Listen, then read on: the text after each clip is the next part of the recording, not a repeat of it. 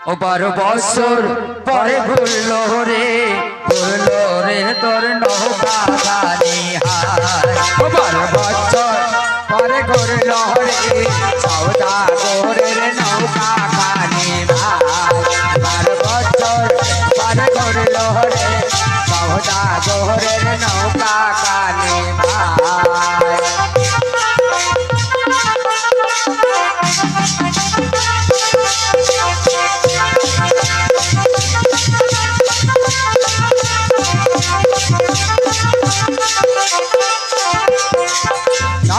তারা ঘাটে নৌকা ভিড়ে দেখছে, একটা পত্র লেখা আছে।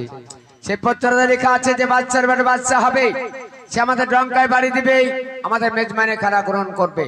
তাই সওদাগর কি ভাবলেন, পচা মাঝিকে দিয়ে ডঙ্কায় বাড়ি দিলেন। দিয়ে দুজন লোক সেখানে আসলো, তারা আসে মেজবানি করতে চলে গেল। গোল রাহেলা সেখানে নৌকা থেকে গেল, বুঝতে পারলো না সে নৌকা আগলা ছিল তার দুটো ছেলে।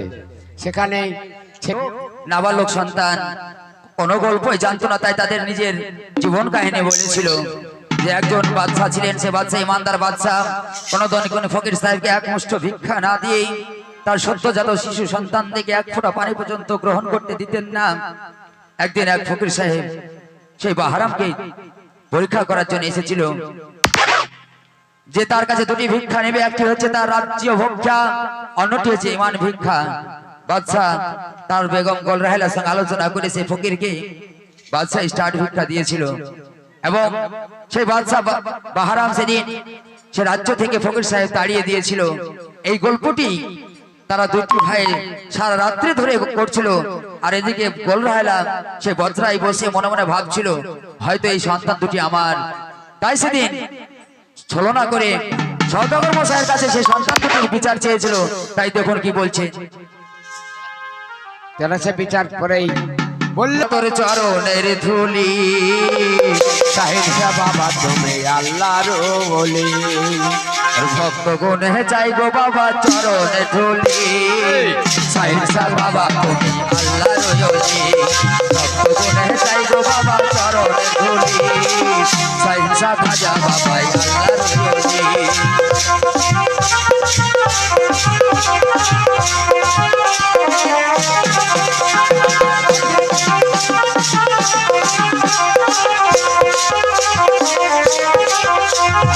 এখানে যে বারবালা সাথ হয়ে যায়, তারা গত মিলামিশা করে গেল ভাই।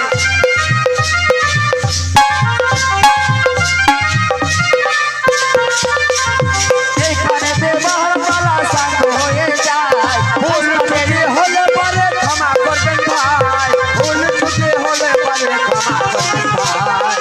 সাইসা ভাজা বাবা আল্লাহর ওলি, ভক্তগণে চাই গো বাবা চরণে ধুলি, সাইসা ভাজা বাবা আল্লাহর ওলি।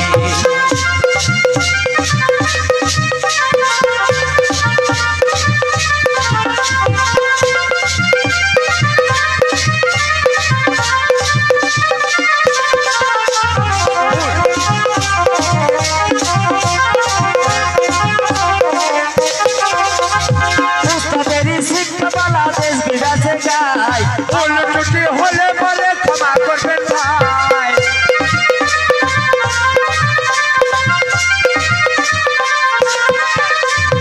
আমার উস্তাদ আদম শেখ জানেন গো সবাই, কাশপুরেতে বাড়ি তাহার দিলাম ঠিকানায়, কাশপুরেতে বাড়ি তাহার দিলাম ঠিকানায়, সাইসা ভাজা বাবা আল্লাহর ওলি।